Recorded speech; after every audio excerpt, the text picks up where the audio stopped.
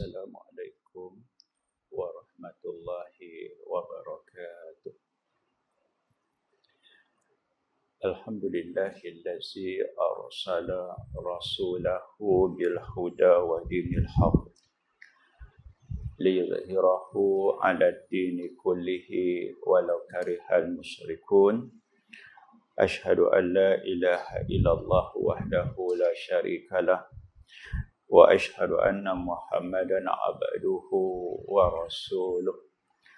Allahumma fasalli wa sallim wa barik ala Muhammad wa ala alihi wa sahbihi wa man tabi'ahu wa nasarahu ila yaumiddin wa ba'du. Tuan Imam, jawatan kuasa masjid, hadirin hadirat sekalian, semoga dirahmati Allah. Apabila kita sedang kita silap, sepatutnya kita buat pembetulan ataupun kita biar macam tu aja. Buat pembetulan kan. Hari Sabtu baru ni petang, sebelum tu seorang hamba Allah daripada Perak dengan Padang Serai agak jauh lah. Dia kata, Ustaz, saya nak jumpa. Saya kata, masalah apa? Masalah pusaka. Tanya kot ni pun boleh. Sungai Takar tu jauh. Nak jumpa juga. Jadi, dia datang janji pukul 5 sampai 5:30 sebab cari rumah payah kot. Masalah dia adalah keputusan penghakiman silap. Silap yang menyebelahi kepada dia. Tuan punya tanah, masa dia meninggal, dia ada ayah. Tuan punya tanah tu, masa dia mati, dia ada ayah. Ada isteri yang kedua. Isteri pertama mati. Dengan isteri pertama, anak perempuan seorang. Isteri kedua, anak lelaki seorang.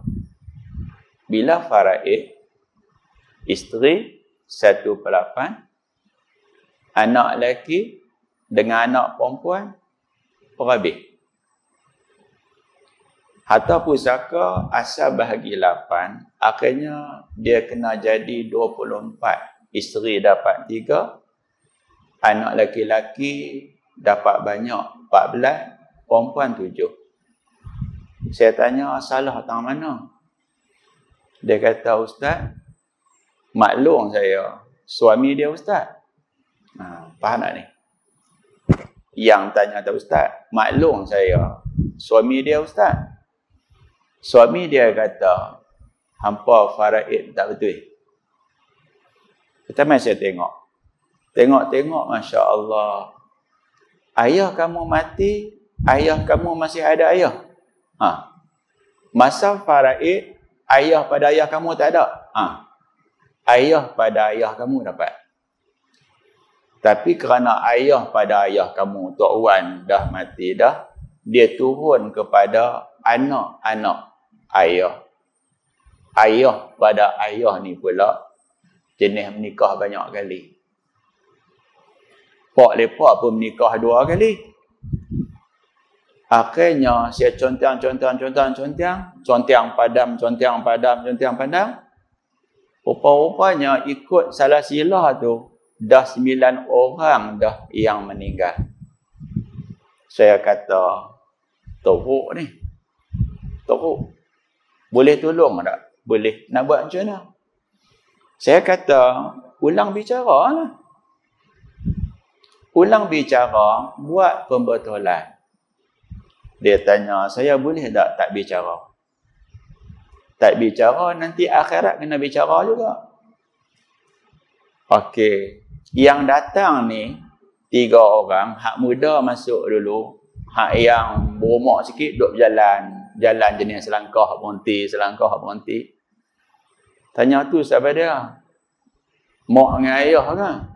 Dak kok dengan abang ipar.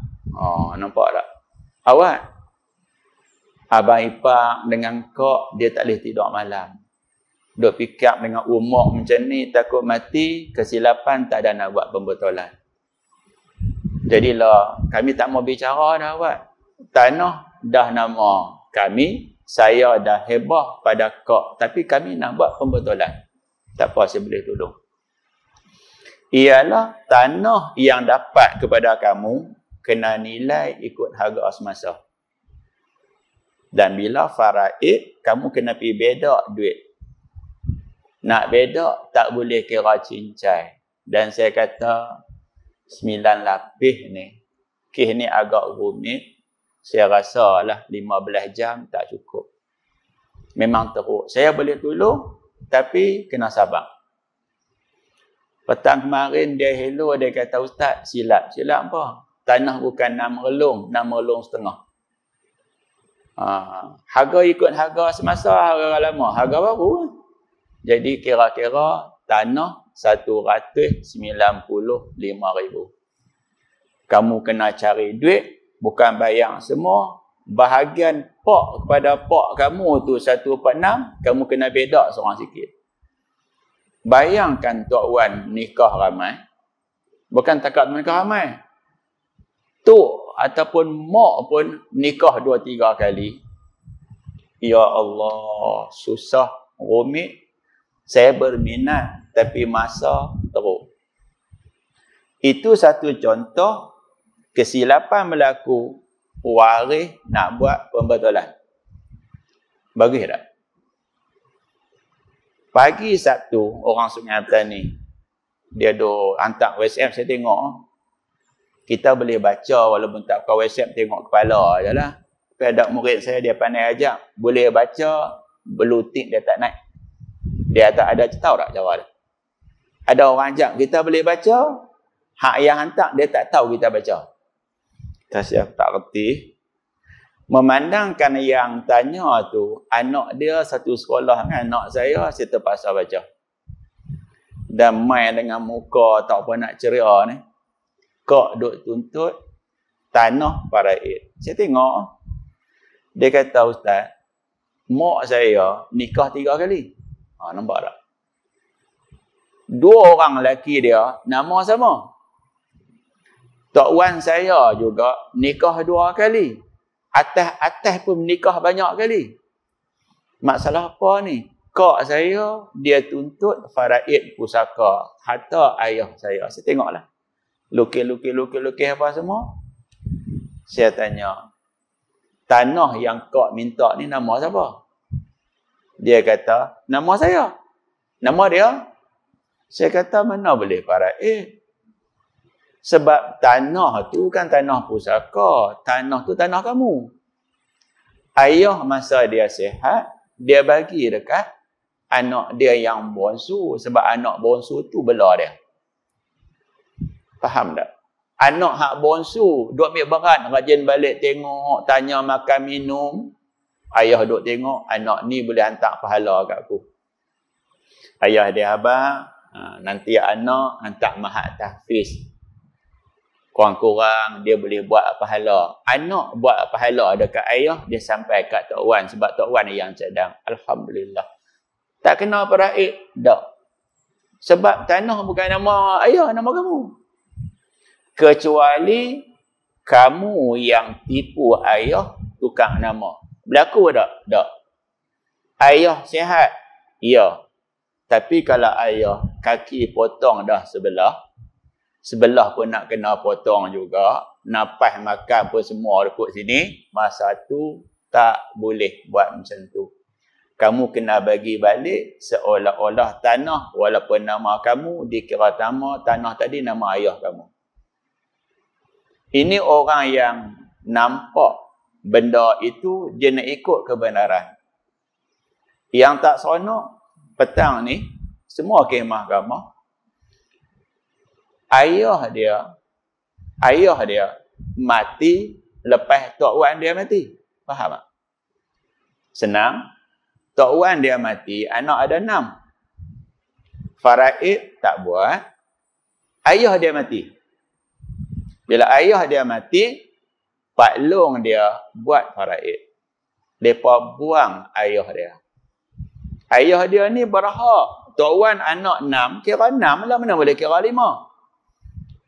Apabila anak menakan kata kat Pak Long, masa Tok Wan mati, Tok Wan tu ayah Pak Long, Tok Wan mati, ayah kami hidup. Pak Long kata, ayah hampa mati. Mana dapat? Saya kata, Pak Long tak pandai. Ayah mati, lepas Tok Wan, ayah dapat. Kes apa dia ni? Keluar bersama mahkamah, kami tak dapat bahagian ayah kami. Kena bicara balik. Ustaz, bicara balik boleh. Tapi tanah tu bukan dah nama Tok Wan kami. Bukan nama Pak Long kami. Bahkan tanah itu dah jadi taman dah, Ustaz. Pemaju ambil. Pemaju buat rumah berapa biji. Taman kecil-kecil tau. Taman kecil-kecil. Lepas bagi kat tuan punya tanah. Rumah semidi 3 biji. Saya kata sebiji berapa ribu? 200. 200 3 biji. 600 ribu. 600 ribu tu. Kamu boleh tuntut 105 ribu atas nama ayah kamu. Dan ingat, kamu akan dapat 30 ribu, hak perempuan dapat 15 ribu. Dia kata tak boleh buat bincang. Pak Long kod mana pun dia tak akan bagi. Tak apa, tak mau bagi, akhirat nanti kena bicara pula tak? Bicara sana, Allah Ta'ala tahu apa yang kita sembunyikan. Punca silap apa dia? Beritahu kat hakim, anak si mati 5. Sebenarnya berapa? 6. Saya nak beritahu tuan-tuan, bila berlaku kematian, waris bukan makin berkurangan, dia makin bertambah. Kadang-kadang waris makin kurang, dia kena tengok kes. Jadi bila kita ni dah ada ilmu sikit, tanah kadang-kadang nak jual. Nak jual. Ada satu kes selesai dah petang tadi. Tanah nak jual. Tanah Tok Wan nak jual, tapi Pak Menakan mati lepas Tok Wan mati.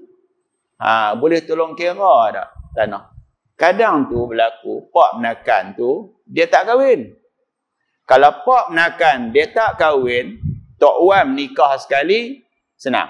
Buang nama Pak Menakan, tak payah duk kira. Tapi kalau Tok Wan nikah 2 kali, Pak Menakan mati, kena kira 2 kali. Dia sedikit nak beritahu, kalau silap, kembali baliklah. Jangan duk keras. Keras tak ada untung. Tak ada untung. Akhirat kita akan menyesal. Okey, kes yang saya kongsi dengan tuan-tuan, tajuk dia, nama dia Kalalah. Kalalah mana apa? Mati, ayah tak ada, anak tak ada. Itu Kalalah. Contoh dia paling kurang lah. Duk mengaji, sekolah menengah atau universiti, tak kahwin lagi, ayah mati dah. Bila ayah mati, dah tak kahwin, anak pun tak ada. Itu Kalalah. Kalalah ni juga kadang-kadang dia kahwin tapi tak ada anak. Macam mana cara kita nak beda pusaka yang dapat pahala? Ingat, tak semestinya setuju sama rata dapat pahala. Kadang-kadang dosa. Kadang-kadang tak berdosa tapi pahala tak dapat. Cuba tengok kes. Saya pemudahkan dengan gambar. Cuba tengok, nampak tak Hafsah? Hafsah tu suami dia Rahmat. Dan Rahmat itu dengan Hafsah tak ada anak. Ini jenis tak sakit kepala ni sebab Hafsah ayah dia menikah sekali je dengan Fatimah. Ini tak sakit kepala. Tak sakit kepala pun. Tapi kalau lama tak faraid, sakit kepala. Faham tak? Contoh dia tu. Mati tahun 1957. Tak merdeka lagi. Mati bila? Jepun masuk Malaysia. Tu dia. Saya nak tanya, kita ingat tak siapa mati, siapa hidup? Kita Melayu kadang-kadang ingat orang mati kena. Dia kata apa? Tok Wan mati, umur anak nombor ni. Contoh ayah saya. Allah yarhamu, dia meninggal sebelum anak saya nombor 5 lahir. Jadi bila tengok anak, ayah mati umak dia. Hak tu ajalah. Tapi bila ramai orang mati, kita dah lupa dah siapa mati dulu, siapa mati kemudian. Masa tu kalau tak ingat, petanda dia senang saja. Pi kubur. Ambil gambar batu nisan yang ada tarikh. Ini sebagai bahan bukti. Siapa hidup, siapa mati lewat, siapa mati kemudian. Batu nisan pun tak boleh nak baca dah. Jawapan dia, tengok batu nisan hak paling teruk sekali, iaitu mati dulu. Kadang-kadang buat macam mana? Cari orang tua-tua, dulu-dulu orang pakai sengkok hitam sengit, betul tak? Betul tak? Sengit. Saya ingat lagi, adik-beradik saya, orang Perak, baca Quran sedap. Dia pakai kepiah putih, dia sengit. Saya buat sengit. Dia kata nak tiru orang pandai baca Quran, kena tak Ismail Hashim? Style sengit. Cuba tengok dulu-dulu. Apa Sajen Hassan. Sajen Hassan siapa dia? Piramli. Jim Syajuddin jadi apa? Kita ni, gambar-gambar tu syok tengok. Sampai anak saya tanya, saya pakai gelak satu kereta. Dia tanya apa? Walidi tu ayah lah ayah. Zaman dulu-dulu, orang pakai baju semua hitam putih ke? Color tak ada. Faham tak? Saya kata anak, ya buat tanya macam tu. Zaman tu, kamera ambil gambar hanya hitam putih. Color tak ada. Warna dah ada lama dah. Faham. Saya ingat zaman saya dulu, bila pergi rumah Tok Wan, dia akan buka kereta kurang. Ambil bateri, masuk dalam kereta, dicabut. Tok Wan kami memang clear. Anak-anak dia semua berjenis. Sebab Tok Wan garang. Dia bubuh bateri, menyala. TV hitam putih. Lepas beli tu, skrin biru. Bubuh jadi, adalah color biru sikit. Itulah color. Jenis-jenis macam tu.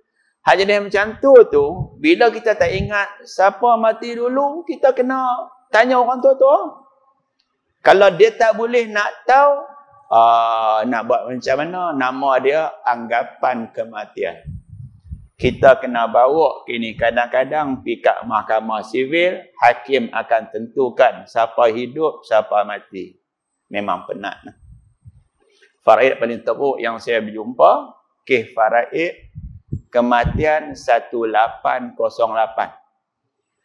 Bukan 18 bulan 8. Tahun 1808. Penat tak? Penat tak penat? Ni contohlah, bukan kes politik nah. Datuk Najib bicara berapa lama dah? 8 bulan keluar keputusan. Lama tak bicara? Lama. Kes faraid tadi bicara 1999. Keluar keputusan 2019. 20 tahun bicara, baru dapat keputusan kerana siasatan melibatkan api cek kubur.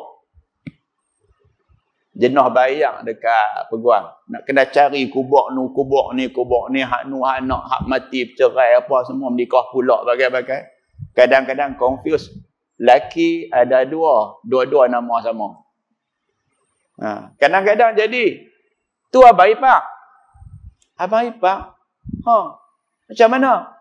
Saya dengan dia tu abang ipar. Tapi sebenarnya bukan abang ipar saja. Bahkan kadang-kadang sepupu. Jenis nikah kadang-kadang. Berlaku kadang-kadang. Ada tak berlaku kadang-kadang? Nama suami dengan nama ayah sama. Boleh berlaku tak? Boleh. Itu contoh dia. Baik, bila dah faham dah, tengok, Hafsah tak sakit kepala. Sebab apa? Sebab anak-anak Hamid semua pak tu, mak tu. Jadi setara. Walaupun setara, laki dengan perempuan, dia tak sama banyak. Orang perempuan kena faham. Laki-laki dapat banyak sebab dia sara keluarga. Walaupun laki tu dia tak sara keluarga, hukum asal dia sara keluarga.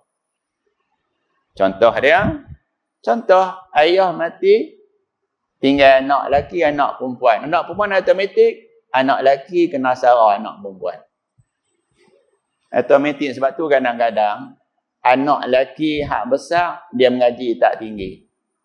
Dia bela adik-adik, bela adik-adik. Hak tu jenis macam tu tu. Sebab tu lelaki. Masalah lelaki-lelaki kedekut, tu cerita lain. Okey, mak kita, anak kena sara mak. Dah ayah mati, anak kena sara mak, tak sara, itu cerita lain.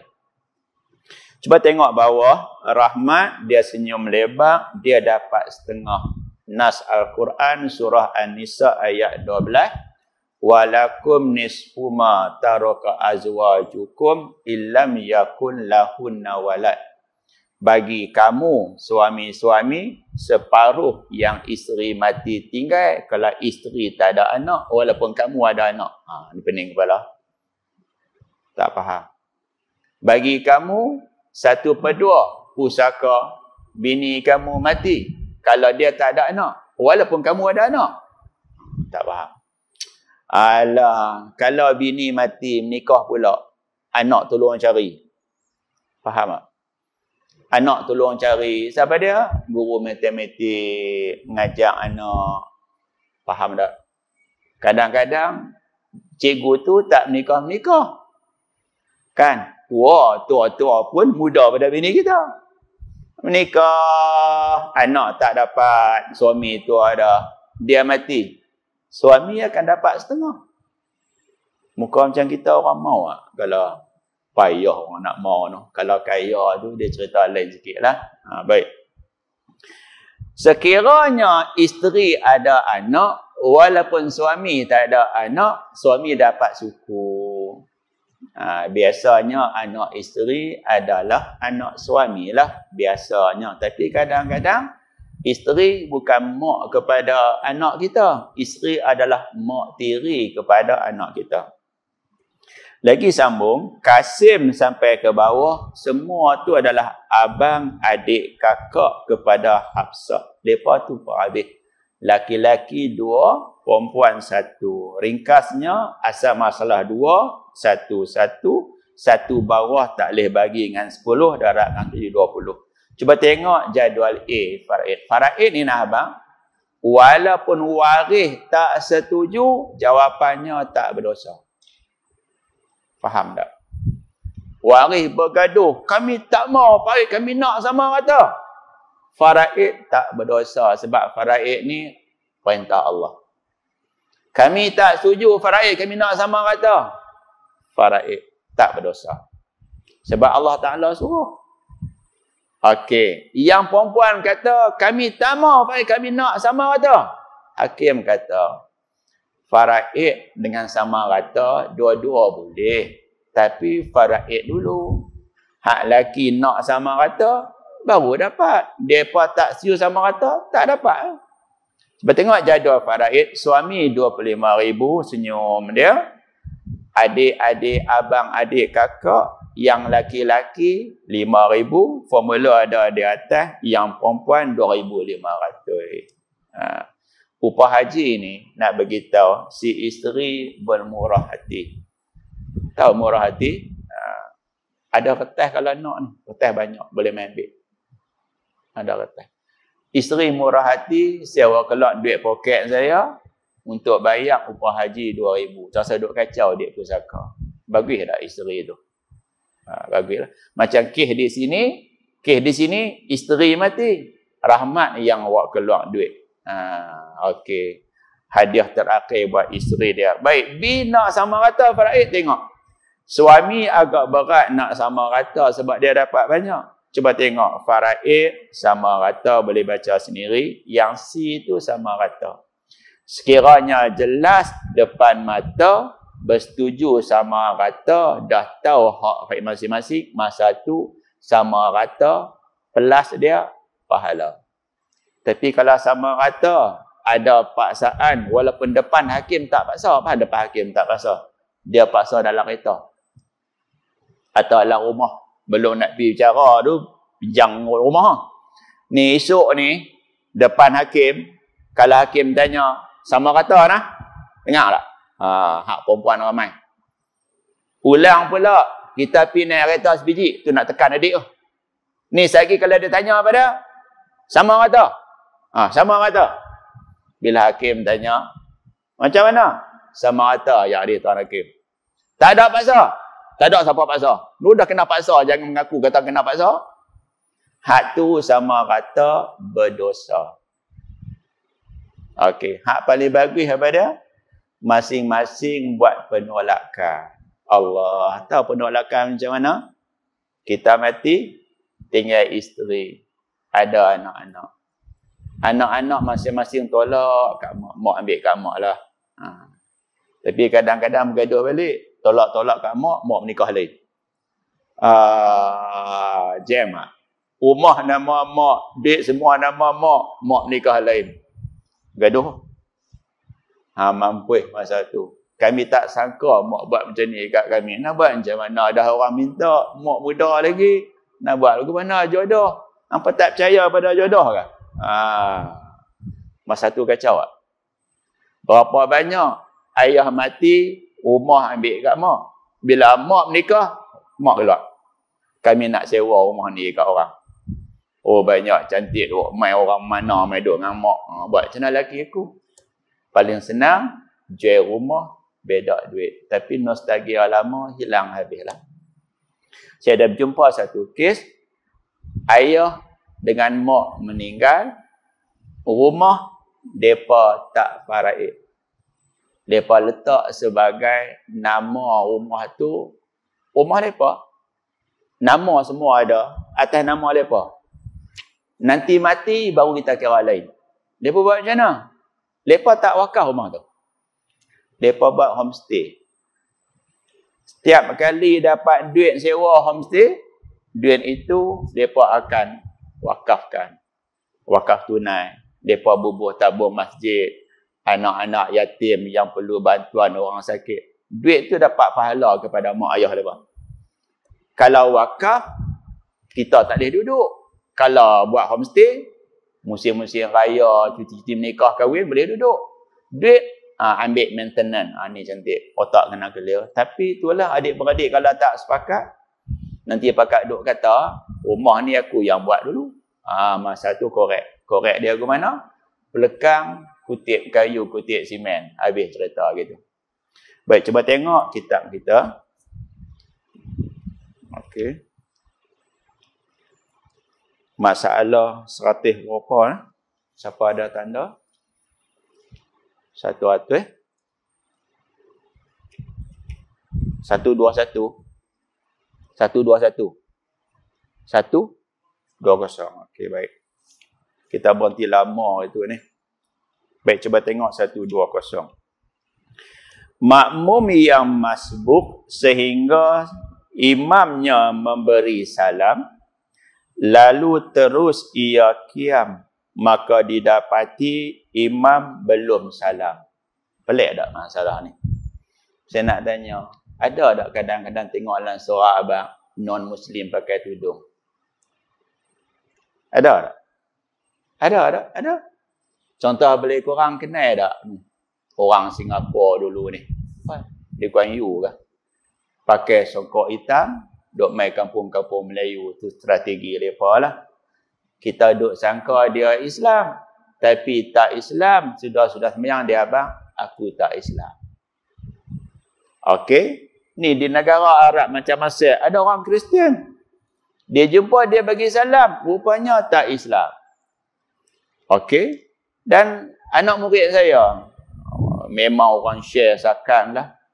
Mereka kata, kenapa budak India ni sebut nama saya? Saya kata, dia murid saya. Dia pelajar medik.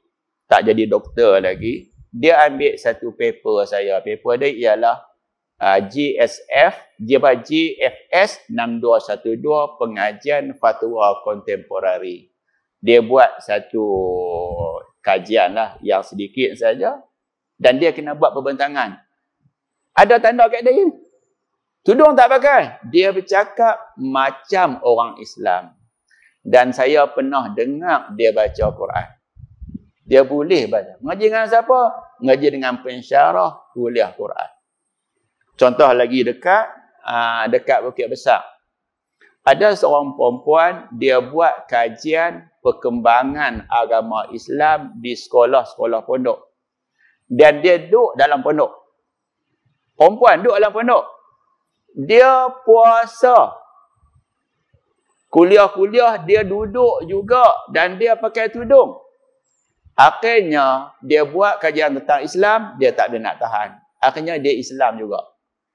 Dan saya pernah dengar dia ceramah dekat Matak Mahmud. Allah, pakai tudung.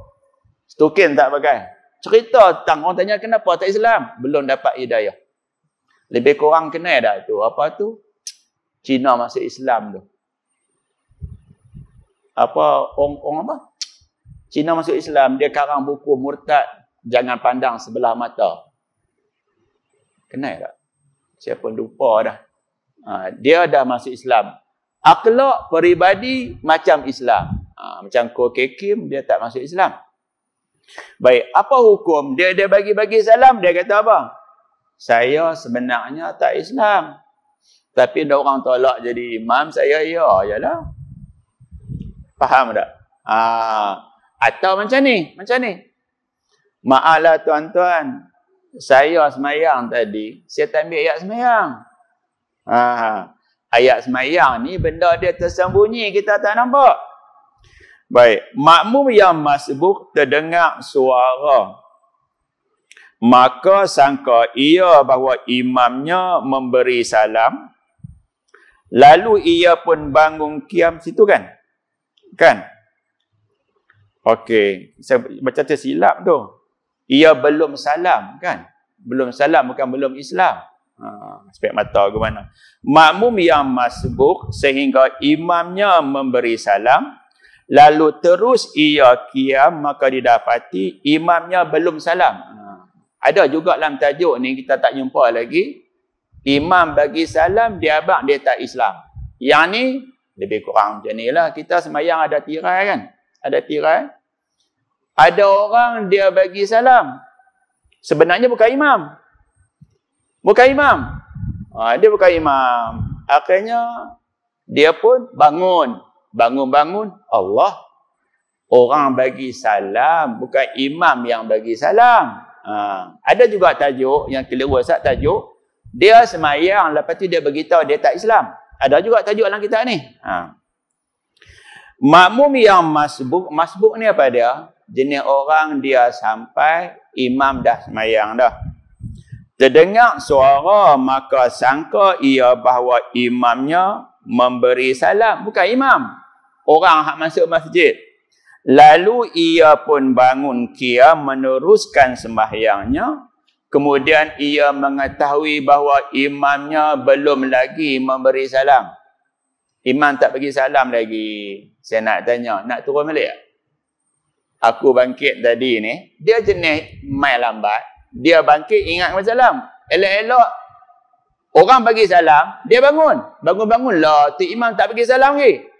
Maka apa sahaja yang ia datang, ia lakukan selepas qiyamnya, tidaklah dikira dengannya. Dia kena duduk balik. Dan apabila imam memberi salam, maka hendaklah ia bangun. Ia imam tadi, dia buat apa? Makmum yang masbuk itu bangun, Arab panggil qiyam, dan tunaikan apa-apa yang wajib atasnya. Hak dia bangun, ingat imam bagi salam, tak dikira. Dan tidaklah dituntut ia sujud sahwi. Sebab apa tak tuntut? Sebab yang berlaku tu, masa tu dia ada imam. Bila ada imam, lupa-lupa makmum, tidak perlu kita sujud sahwi. Contoh dia macam ni lah. Kita terlupa tasyahud awal. Duduk tapi tak baca. Imam bagi salam, kita bagi salam. Kenapa tak sujud sahwi? Sebab hak lupa kita, imam tanggung. Tapi jaga-jaga. Kalau kita semayang, kita ralik, kita terlupa rokok. Faham tak?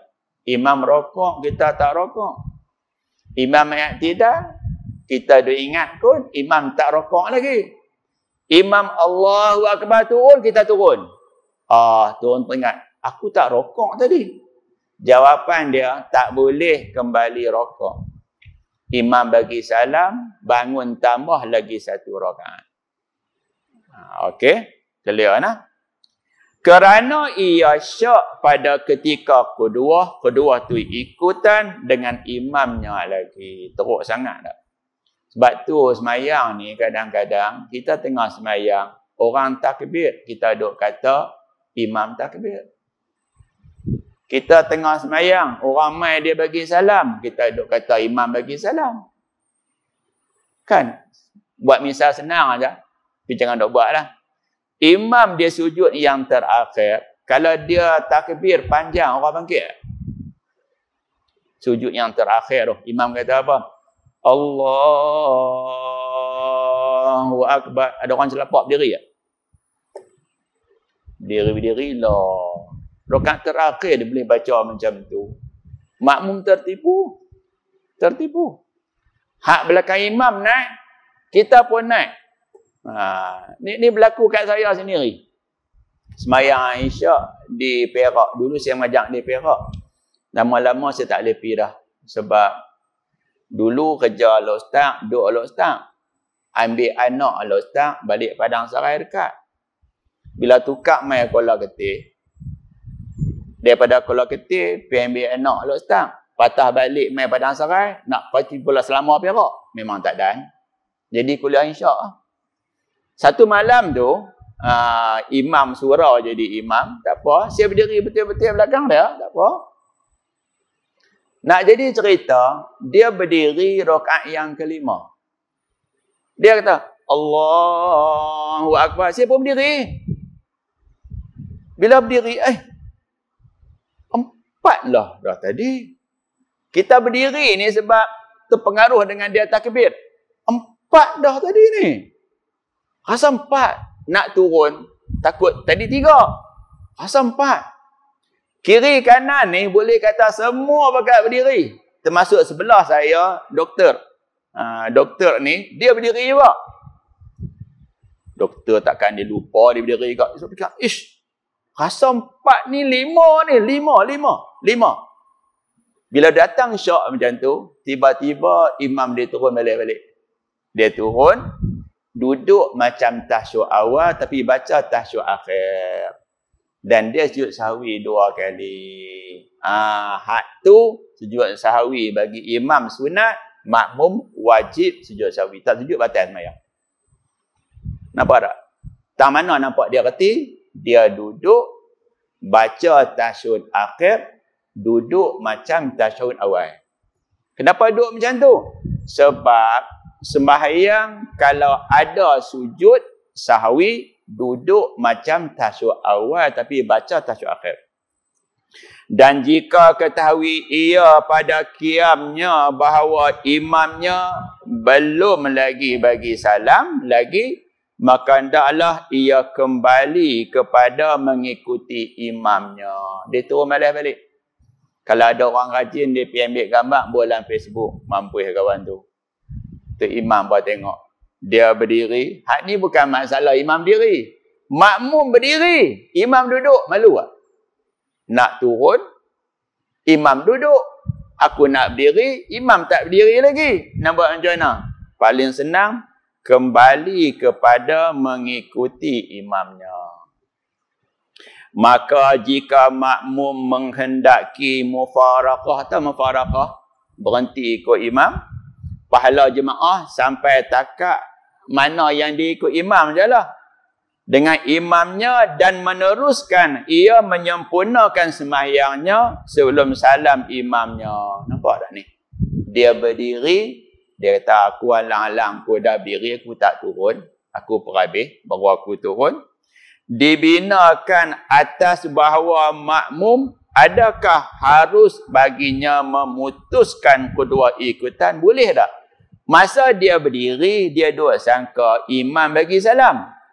Bila dia berdiri, ternyata imam tak bagi salam. Boleh tak dia niat mufaraqah, dia terus baca Fatihah, dia semayang sendiri. Dan semayang seorang diri menghabiskan mana-mana yang baki dari semayangnya.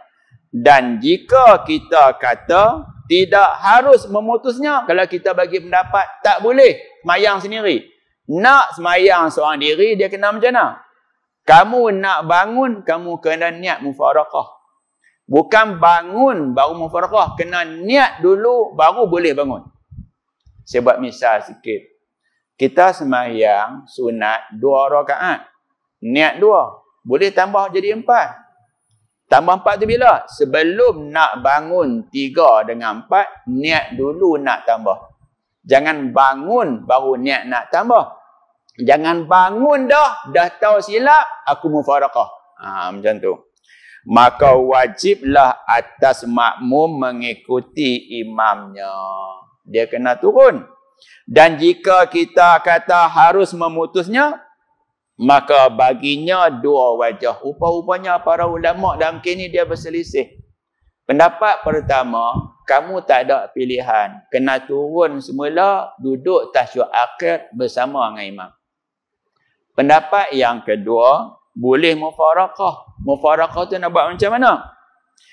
Tengok yang pertama, jika ia tidak mahu mufarakah, nak ikut imam, tapi tak mau turun. Pelik tak ni? Faham tak? Dah berdiri tu dah terlajak. Nak ikut imam, tapi turun tak mau. Maka menurut pendapat imam dan lainnya, faham tak imam? Imam sini bukan imam hak semayang ni. Imam sini ialah Imam Abdul Malik Al-Juwaini. Orang gelak dia imam. Jaga-jaga nah, jaga-jaga. Dia faham tak ni? Ni istilah ulama' fiqh. Bila sebut imam, di sini ialah Imam Al-Juwaini. Nama betul Abdul Malik Al-Juwaini. Faham tak? Imam Haramain. Imam sini Imam Haramain. Haramain pada? Tanah Mekah, Tanah Madinah, Imam Haramain, Imam 2 tanah haram ni. Tu istilah lah, istilah. Dan lainnya, selain daripada Imam Haramain, dia kata, wajiblah ia kembali mengikut imamnya. Kalau kamu nak ikut imam tak mufarakah, wajib turun duduk. Dan berkata Imam Nawawi, ini adalah benar. Imam Nawawi ini bermazhab Syafi'i. Dan Imam Syafi'i ini bukan ulama' biasa-biasa. Kami di Mesir, saya Mesir, undang-undang, Syekh cepat undang-undang, tahun 1 sampai tahun 5 duk mengaji kitab Imam Nawawi. Kalau syariah Islamiah dia 4 tahun, kalau qanun dia 5 tahun duk mengaji. Bila sebut Imam Nawawi ni, ulama sana kata apa? Man ana indahu. Kami ni siapa nak banding Imam Nawawi? Depa kemas banyaklah. Orang lah tak? Orang lah dia kata Imam Nawawi tu siapa? Beza tak? Beza tak? Kita ni siapa nak banding Imam Nawawi? Orang lah, Imam Nawawi tu siapa? Contoh saya dengar dalam radio orang dok sebut lah, orang dulu-dulu bangkit-bangkit pagi fikir nak makan apa. Orang lah bangkit-bangkit pagi fikir ni nak makan siapa. Apa dengan siapa tu jauh lah. Ikut pendapat Imam Nawawi, pendapat Imam Al-Juwaini, kalau nak ikut imam, wajib turun duduk. Tak turun duduk, batal sembahyang. Yang kedua, menurut pendapat Imam Al-Ghazali, kenal ada Imam Al-Ghazali? Dulu yang zaman Pak Lah dulu ni, Pak Lah tak apa nak sihat. Okey. Dengar ada Islam Hadari, akan ku cari itu apa Al-Ghazali, Aisyah. Ghazali ni nama sebenarnya Muhammad bin Muhammad bin Muhammad bin Ahmad. Nama betul dia. Nama betul. Tapi dikenali Ghazali ni ialah kerja ayah. Ayah kerjanya duk pintal bulu buat benang. Ghazali. Imam Ghazali ni walaupun mazhab Syafi'i terkadang berbeza pendapat dengan ulama-ulama lain. Saya datangkan misal dia. Saya nak tanya, orang yang ada qada, dia boleh tak sembahyang tarawih? Qada berlama, tarawih nak sembahyang? Kadang-kadang bulan puasa ni, kita ada semangat tak? Malam pertama ni, bakat berduru penuh sampai keluar. Menantu tak pergi semayang tarawih pun malu kat pak mentua. Betul tak? Pak mentua pergi tu takkan tak pergi. Pak mentua pun malu tak kalau tak pergi? Malu kat menantu. Faham tak? Kat malu. Pakat dia tuai tu dia kira memang dia nak pergi. Bila nak pergi, Ustaz duk tazrah kata apa? Qadha duk ada, mana boleh tarawih. Tarawih ni sunat, qadha tu wajib. Itu pendapat Imam Nawawi. Keras tak? Ada qadha, pulun qadha perhabis, baru habis baru buat tarawih. Kira-kira hutang banyak, perhabis hutang dulu baru sedekah. Faham tak tu?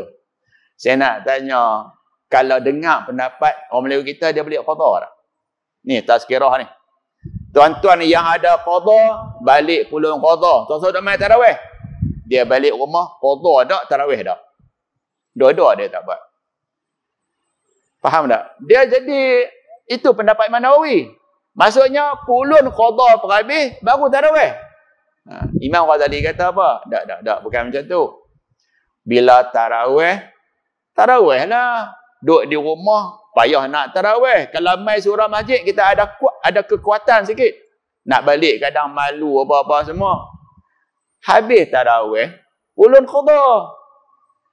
Faham tak? Lepas buka puasa, mandi-mandi, mayang maghrib apa-apa semua. Qadha. Bila nak bang? Nak pergi tarawih. Saya balik, qadha balik. Itu pendapat Imam Ghazali. Tarawih pun pulun, qadha pun pulun. Pendapat ini agak mudah. Baik, saya buat misal lagi. Pernah ada berlaku, kita nak pergi semayang wajib, qadha tak habis lagi. Faham tak? Nak semayang wajib, qadha tak habis lagi. Contoh, Zuhur tak semayang. Tidak. Pipi masjid, imam semayang asar. Nak semayang asar dulu kan nak qadha dulu? Kalau qadha, asar terlepas. Lah nak buat macam mana? Semayang asar saja qadha. Itu perbezaan pendapat dua ulama. Menurut pendapat Imam Ghazali, ia diberi pilih di antara kembali duduk serta imam. Kalau nak pilih duduk. Dan di antara menunggu imam memberi salam. Okey, padahal ia Quran berdiri. Nampak tak pendapat Imam Ghazali? Kalau kamu nak ikut imam, kamu pilih. Turun duduk. Bersama imam. Kalau tuan duduk, berdiri terus. Jangan baca Fatihah. Sebab imam kamu tak bagi salam lagi. Clear tak pendapat tu? Agak-agak hak mana senang? Imam Nawawi kau Imam Ghazali? Pendapat paling kemas sekali pendapat Imam Nawawi lah. Kan? Dia pulun qadha, habis qadha, baru tarawih. Sebab tarawih ni sunat. Okey. Yang tak bagus, pulun tarawih, qadha tak ada. Malu kat isteri tak? Abang duk pulun tarawih, qadha tak pun aku mana cerita. Imam Ghazali kata, qadha pun pulun, tarawih pun pulun. Tu macam tu nah. 1, 2, 1. Makmum muafiq bangun daripada sujud dahulu daripada imamnya. Ingat, bila muafiq ni kita wajib ikut imam. Wajib ikut imam pun kena belajar cara nak ikut. Kalau imam rokok 2 kali, kita nak rokok berapa kali? Imam rokok 2 kali, kita nak rokok berapa kali? Dia rokok, kita rokok. Dia tidak, kita tidak. Tiba-tiba dia rokok pula. Kita rokok, batal. Sebab rokok mana boleh 2 kali sekali. Kita tunggu pun batal juga. Sebab tidak tak boleh bagi panjang. Lah nak buat macam mana? Turun sujud dia. Tunggu imam. Rupa-rupanya sembahyang ni pun dia kena faham molek. Yang paling jelas selalu saya dah buat misal. Kalau tak mengaji, imam batal masa tasyahud awal. Orang nak ganti dia nak buat macam mana? Nak mengesot. Tahu mengesot? Mengesot. Kadang-kadang kita nak pergi situ tak mau berdiri, mengesot lah. Betul tak? Hal lagi teruk, imam batal masa sujud. Makmum nak ganti ke mana? Nak serondoi, tahu serondoi? Kena faham tu, kena mengaji. Nah, ada saya dengar di radio, imam batal masa tasyahud awal. Dijawab, ni cerita lama dah, ingat lagi. Dijawab, makmum hak belakang imam, dia kena berdiri, dia berjalan tempat imam tak ada dah, duduk, sambung baca tasyahud awal. Saya maklum balik, silap tu. Makmum hak belakang imam, dia jadi imam.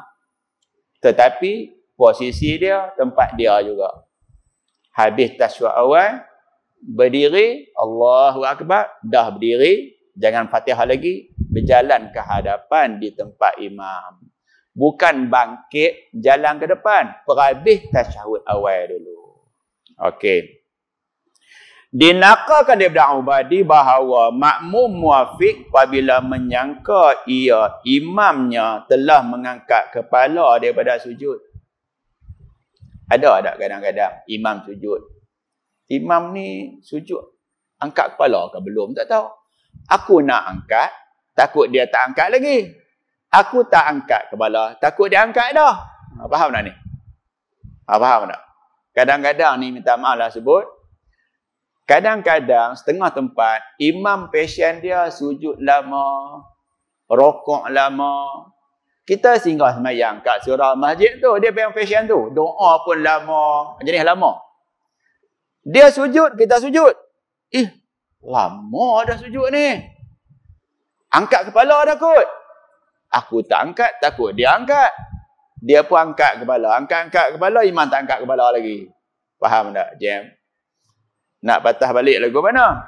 Maka ia pun mengangkat kepala daripadanya. Maka didapati imam masih lagi berada di dalam sujud. Imam tak angkat kepala lagi. Malu tak? Malu tak? Maka kadang-kadang ada berlaku ni. Ada satu masjid. Saya tak sebut nama semua tahu sungai betul ni. Imam baca Fatihah. Ayat last sekali tu nafas tak cukup. Nafas tak cukup. Jadi hujung jadi walad-dallin gitu kan. Makmum dengar lin, amin. Imam tak jadi nak patah balik. Pakai jadi hak tu. Faham tak ni? Imam sebenarnya nak patah balik ghairil maghdubi alaihim, tapi kerana imam makmum kata amin, pakai jadi hak tu. Sebenarnya makmum dia kena tunggu imam amin baru makmum tadi amin. Imam amin baru amin tidak. Tak ada imam nak kata apa, makmum bagi selalu. Okey. Maka ia makmum diberi pilihan di antara kembali kepada sujud serta imamnya atau tidak kembali kepadanya. Kalau kamu nak, sujud semula. Kalau kamu tak mau, tunggu. Tunggu tapi jangan baca apa-apa. Nak yang mana paling senang? Kalau turun, orang kata, hang semayang apa? Sujud sampai 3 kali. Hak yang kedua tu tak kira sebab aku dah ingat kot imam tu dia angkat kepala dah. Aku turun. Sama juga kita Allahu Akbar. Gaya nak turun. Imam naik. Kita nak turun. Allahu Akbar. Gaya nak turun, imam naik. Tunggu di atas lah. Okay, yang ni pun kalau aku turun, aku kena angkat kepala. Boleh menunggu, boleh turun. Turun yang terbaik. 1, 2, 2. Imam sujud pada akhir semayang. Saya nak tanya sikit lah. Imam sujud yang terakhir ni, kadang-kadang sujud yang ketiga. Kan? Coba tengok. Jika imam sujud pada akhir semayangnya, maka wajiblah makmum mengikutinya. Baik, saya nak tanya. Contoh Isyak sekejap lagi. Imam baca tasyahud akhir. Tiba-tiba sujud. Sujud yang ketiga tu. Makmum akan kata apa? Imam ni lupa. Dia ngikut baru 1. Sebenarnya 2. Boleh jadi. Dia duk pick up. Dia kata apa? Imam duk sangka 1. Sebenarnya dah 2. 1. Yang kedua, imam sujud yang ketiga tu sebenarnya sujud sahwi. Ada 2 kemungkinan. Nak tahu macam mana? Kita baca tasyahud akhir sampai tang mana? Kalau sampai selawat dekat Nabi, kat keluarga Nabi, imam sujud pula, itu sujud sahwi. Kalau kita baca pun tak ada nak habis lagi, okey sampai selawat kat Nabi, imam sujud, itu sujud yang ketiga, yang tu kita tak boleh ikut. Kita kena faham. Dia kata apa? Wajiblah makmum mengikutinya. Kerana apa? Sujud sahwi sunat. Bagi imam, wajib bagi makmum. Boleh faham tak? Sujud sahwi. Imam sujud sunat. Makmum sujud wajib. Boleh faham tak ni? Kalau kita semayang seorang, kita lupa sujud sahwi itu sunat. Kalau kita semayang berjemaah, sujud sahwi imam itu sunat. Sujud sahwi makmum itu wajib. Kalau tak mau sujud, dia kena niat mufaraqah sebelum imam angkat kepala di sujud sahwi yang pertama. Kerana ditanggungkan imam itu lupa, walaupun tidak mengetahui ia sebab lupa imam itu, bersalahan jika ia imam bangun pada rakaat yang kelima. Imam naik 5, kita boleh turun tak? Boleh naik tak? Boleh ikut tak? Imam sujud 2 kali. Di sujud yang ketiga. Kita baca tauhid sampai mana? Sampai selawat kat Nabi. Dia sujud, kita sujud. Sebab sujud sahwi lah tu. Kita turun sujud tu, kita tahu tak sujud sahwi ke tak? Elok-elok kita sujud, dia sujud, kita sujud. Rupa-rupanya, dia tulis tasyuk akhir. Aku duk kata dah. Bukan sujud sahwi. Tapi dia ingat kot baru 1. Dia buat 2. Benarnya dah 3 dah. Tak apa. Macam mana pun. Kalau imam naik yang kelima, maka tidaklah wajib makmum yang masbuk itu mengikutinya. Kalau tak mengaji, dia ikut tak?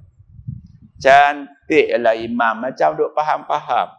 Dia macam tahu-tahu aku baru 3. Tak? Imam 2, aku 1. Imam 4, aku 3. Imam 5, aku 4. Cantik. Imam ni memang bagus punya lah. Jadi ni aku imam aku nak. Dia tahu imam naik 5. Dia naik 5 tak dikira rakaat itu. Sebab apa? Sebab rakaat yang lebih tak dikira. Hak ni nak beritahu lah. Tuan-tuan ada tak duduk dalam grup ustaz-ustaz? Grup ustaz-ustaz. Tak duduk lah sebab bukan ustaz kan. Saya duduk dalam grup, banyak grup ni. Duduk grup. Kadang-kadang ustaz-ustaz ni dia tanya soalan. Orang tanya dalam grup. Ustaz-ustaz absang jawab lah. Okey, dia kata, imam naik rakaat yang kelima. Dah terlajak naik. Tiba-tiba ingat kata lupa. Apa boleh buat? Seorang tanya. Ustaz lain pula jawab, wajib berhabis Fatihah, rokok tidak sujud, duduk sujud, tasyud akhir, sujud sahwi 2 kali. Allah, silap. Saya kalau tegak dalam grup malu tak? Malu. Saya PM. Saya ambil gambar, nama kitab, muka surat sekian, saya hantar kat dia. Kata Ustaz, tolong buat kebetulan dalam grup, saya Ustaz ni pakai pula. Kalau dah berdiri, tahu dah 5, wajib turun. Kalau duk baca Fatihah, batal sembahyang.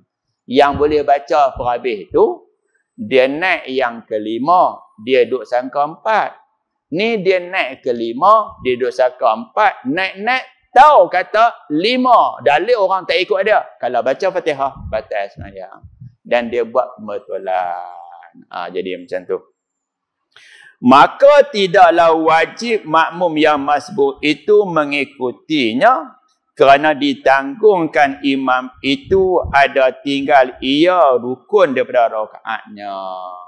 Barangkali kita kata imam tinggal rukun kot. Jawapannya kita pun tak tahu rukun apa. Dia bangun berdiri, kita sebut subhanallah. Dia duk fikir tak?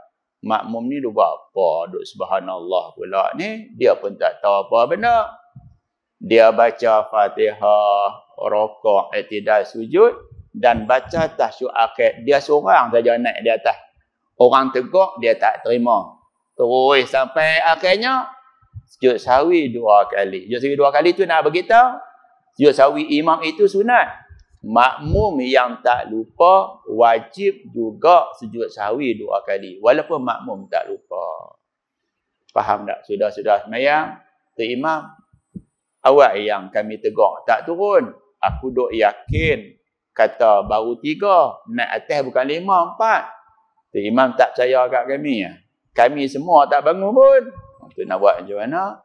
Sembahyang imam tidak batal, makmum tidak. Tapi kalau imam tahu itu sudah 5, dia perhabis juga sembahyang, kita wajib mufaraqah. Sebab tak boleh ikut imam yang sembahyang lebih.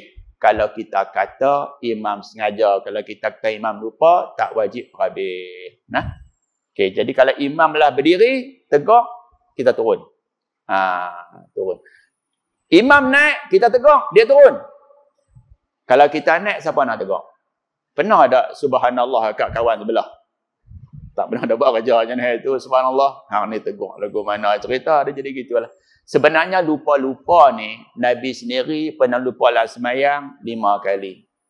Pernah solat yang 4, Nabi buat 3. 4 buat 5, 4 buat 2, 4 terlupa tarik, dan juga kadang Nabi terlupa bilangan rakaat.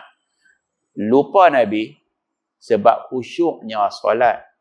Lupa kita sebab ghalibnya solat. Boleh faham tak?